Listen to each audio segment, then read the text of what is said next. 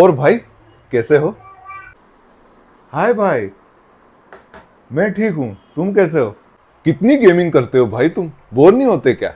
Gaming करके कोई कैसे बोर हो सकता है भाई, स्पेशली जब PS5 हो।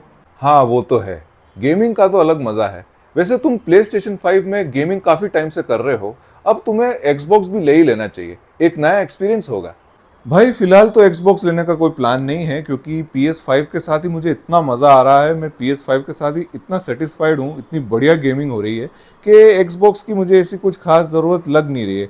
बट हाँ, कभी इन केस इन फ्यूचर कभी मेरा मूड बन गया एक्सबॉक्स लेने का तो ले लेंगे। अच्छा, तो PS5 में ऐसा क्या है जो एक्सबॉक्स में नहीं? कुछ चीज़ें हैं जो PlayStation 5 में ज़्यादा अच्छी है। वाह यार भाई, तो PS5 एक्सबॉक्स से क्यों बेहतर है वो बताओ। एक्सबॉक्स भी अच्छा है, लेकिन PS5 कुछ चीज़ों में ज़्यादा बेहतर है। फॉर एग्जाम्पल, प्ले स्टेशन के पास उनके खुद के एक्सक्लूसिव गेम्स हैं, एक्सक्लूसिव AAA गेम्स हैं, और वो भी एक दो नहीं, बहुत सारे। उसके अलावा ये PS5 का जो कंट्रोलर है, ये बहुत ही एडवांस है, ये चार्जेबल है, और सबसे बढ़िया बात इसकी जो हैप्टिक फीडबैक है, उससे गेमिंग करने का बड़ा मज़ा आता है भाई। तो ये सब कुछ चीज़ें हैं जिसकी वजह से PS5 मुझे ज़्यादा बेहतर लगता है।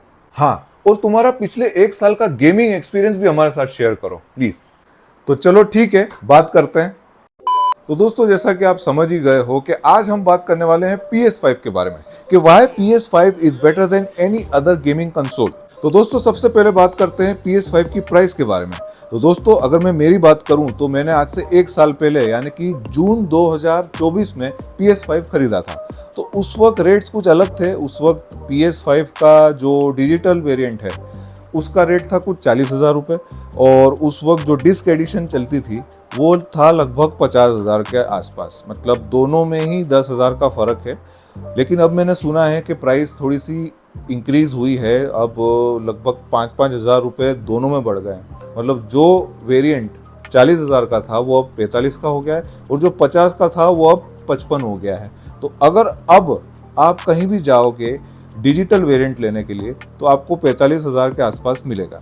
हालांकि हर जगह का रेट अलग होता है, इंदौर का रेट अलग होगा, भोपाल का रेट अलग होगा, मुंबई दिल्ली में रेट्स अलग अलग होंगे, 2-3 हज़ार रुपये आगे पीछे होते रहते हैं। तो आप अगर लेना चाह रहे हैं PS5 तो आप अपने नज़दीकी किसी स्टोर में जहाँ PS5 अवेलेबल है वहाँ प्राइस चेक कर सकते हैं। अगर मैं मेरी बात करूं तो मैंने PS5 का डिजिटल एडिशन ऑफलाइन स्टोर से ही खरीदा था, और उस टाइम मुझे 40,000 में मिल गया था। और दोस्तों, मैं तो आपको भी रिकमेंड करूंगा कि अगर आप भी PS5 जैसी महंगी चीज़ लेने का प्लान कर रहे हैं तो ऑफलाइन स्टोर से ही लेना, क्योंकि ऑफलाइन स्टोर में आपको पैसे देना है और फ्रेश न्यू चीज़ उठा लेना है। ऑनलाइन में ये चीज़ नहीं होती है।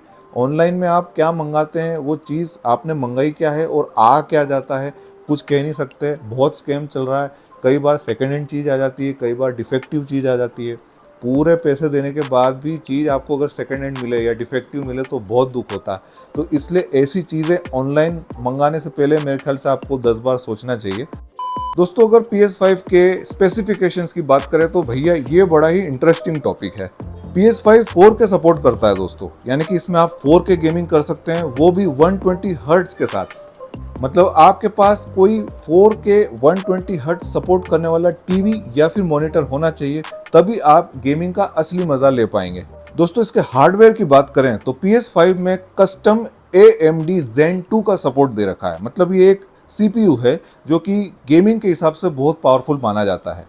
इसमें 16 GB रैम लगी हुई है जो कि हेवी से हेवी गेम को भी इजीली सपोर्ट कर लेता है। अगर स्टोरेज की बात करें तो इसमें हाई स्पीड SSD लगी हुई है जो कि 1 TB सपोर्ट करती है। हालांकि PS5 फैट में तो सिर्फ 512 GB मिलता था, लेकिन हाँ, PS5 के स्लिम वर्जन में आपको 1 TB मिल जाता है, तो आप जी भर के गेम्स डाउनलोड कर सकते हैं और खेल सकते हैं। हालांकि 1 TB में से भी आपको गेम्स के लिए फ्री स्पेस तो सिर्फ 800 GB का ही मिलता है, क्योंकि बाकी 200 GB सिस्टम खा जाता है। लेकिन ठीक है, 800 GB भी बहुत होता है, उसमें आप काफ़ी सारे गेम्स को डाउनलोड कर सकते हैं और खेल सकते हैं। पर हाँ, अगर आपको 800 GB भी कम लगता है, आपको ज़्यादा स्टोरेज चाहिए, तो उसका भी सॉल्यूशन है। आप अलग से एक इंटरनल SSD खरीद सकते हैं जो अमेज़ोन पर, फ्लिपकार्ट पर इजीली मिल जाती है। 1 TB, 2 TB, 4 TB तक की भी आपको SSD मिल जाती है, तो वो आप अलग से PS5 में लगा सकते हैं और अपना स्टोरेज बढ़ा सकते हैं।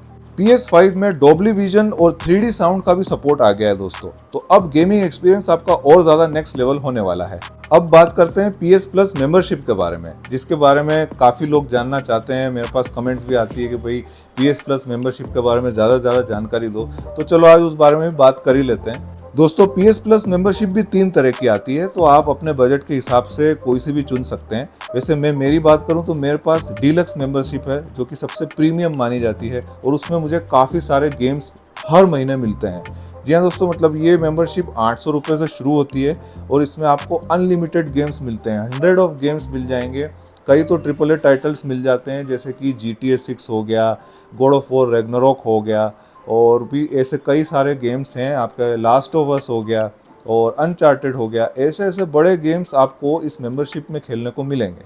और हाँ, कुछ गेम्स ऐसे भी हैं जो पेड तो हैं, लेकिन उनके भी 2-3 घंटे का आपको फ्री ट्रायल मिल जाता है। तो वो भी एक बहुत अच्छा बेनिफिट मिल जाता है PlayStation मेंबरशिप के बारे में। इसमें पेड गेम्स की लाइब्रेरी अलग है, फ्री गेम्स की लाइब्रेरी अलग है, और इसमें एक गेम कैटलॉग भी है जिसमें आपको क्लासिक गेम्स भी खेलने को मिलते हैं, जिसमें पुराने गेम्स काफ़ी सारे इंक्लूडेड हैं, जैसे कि GTA 3 हो गया। उसके अलावा कई और पुराने गेम्स भी है जो आप खेल सकते हैं, जैसे कि गॉड ऑफ वॉर 2 हो गया, 3 हो गया।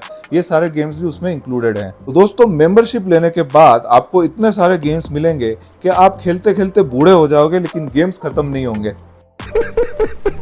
PlayStation की एक चीज और अच्छी लगती है दोस्तों, कि उसके पास सोनी के बनाए हुए खुद के एक्सक्लूसिव गेम्स हैं। और ये कोई 2-3 गेम्स नहीं है, बहुत सारे गेम्स है, बहुत लंबी लिस्ट है जो कि एक्सक्लूसिव गेम्स है, जो स्पेशली PS5 के लिए, PlayStation के लिए बनाए गए हैं। और इनके ग्राफिक्स इतने फाड़ू होते हैं कि दोस्तों इन गेम्स को खेलने का अलग ही मजा आता है। हालांकि ये सारे एक्सक्लूसिव गेम्स आपको PC में भी देखने को मिल जाएंगे, लेकिन PC में इन गेम्स को आने में काफी टाइम लगता है। कुछ ही सिलेक्टेड गेम्स हैं जो PC में अभी फिलहाल अवेलेबल है, और काफी सारे गेम्स जो लेटेस्ट लॉन्च हुए हैं वो एक्सक्लूसिव गेम्स केवल आपको PS5 में ही मिलेंगे। अच्छा, कुछ गेम्स PlayStation के ऐसे भी हैं जो पुराने हैं, लेकिन वो रीमास्टर्ड होकर आए हैं, इसलिए उनके भी ग्राफिक्स काफी इंप्रूव हो गए हैं। तो पुराने भी कोई गेम्स हैं जो आप बचपन में खेला करते थे या आज से कुछ साल पहले खेला करते थे, उनके ग्राफिक्स पहले से काफी इंप्रूव हो गए हैं। तो PS5 में जब वो आप गेम्स खेलेंगे तो उसमें भी आपको काफी अच्छा एक्सपीरियंस मिलेगा। गेमिंग इंडस्ट्री दिन पे दिन काफी एडवांस होती जा रही है दोस्तों। अगर मैं सोनी की बात करूं तो सोनी तो अपने गेम्स, अपने कंसोल और अपने गेमिंग एसेसरीज को दिन पे दिन इतना ज्यादा हाईटेक करता जा रहा है कि जिसकी कोई हद नहीं है। अगर हम PS5 की बात करें दोस्तों, तो ये आज से 5 साल पहले 2020 में लॉन्च हुआ था, और आज भी ये काफी लेटेस्ट लगता है। इसकी डिजाइन काफी फ्यूचरिस्टिक लगती है। अगर इसको हम Xbox से कंपेयर करें तो Xbox काफ़ी पुरानी जनरेशन का लगता है इसके सामने, क्योंकि Xbox एक डब्बे जैसा लगता है आज भी। लेकिन हाँ, समय के साथ साथ PlayStation ने अपना डिज़ाइन काफ़ी इम्प्रूव किया है, और PS5 का डिज़ाइन तो काफ़ी ज़्यादा एडवांस लगता है, फ्यूचरिस्टिक लगता है, और ये PS5 को देखकर लगता है कि ये एक नेक्स्ट जेन कंसोल है। और तो और दोस्तों, PS5 की एसेसरीज इतनी ज़्यादा है कि मैं आपको क्या बताऊँ। जैसे कि PS5 का एक अलग से छोटा वर्जन भी आता है, जिसे PS पोर्टल कहते हैं। ये PlayStation 5 का पोर्टेबल डिवाइस है, जिससे आप कभी भी कहीं भी PlayStation के गेम्स खेल सकते हैं विदाउट एनी प्रॉब्लम। और तो और दोस्तों, PS5 में VR गेमिंग का भी सपोर्ट आ गया है, और ये अभी तक की सबसे लेटेस्ट गेमिंग टेक्नोलॉजी है, जो कि दूसरे कोई कंसोल में अवेलेबल नहीं है। यहाँ तक कि Xbox में भी ये टेक्नोलॉजी अवेलेबल नहीं है। VR गेमिंग आपको एक नेक्स्ट लेवल गेमिंग एक्सपीरियंस कराता है, जो फिलहाल सिर्फ PS5 में ही अवेलेबल है। तो दोस्तों, यही कुछ रीजंस हैं जिसकी वजह से मुझे लगता है कि PS5 is better then Xbox।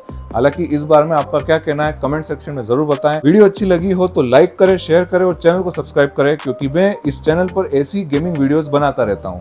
तो दोस्तों, आज की वीडियो में बस इतना ही। नेक्स्ट वीडियो जल्दी आएगी, तब तक के लिए गुड बाय।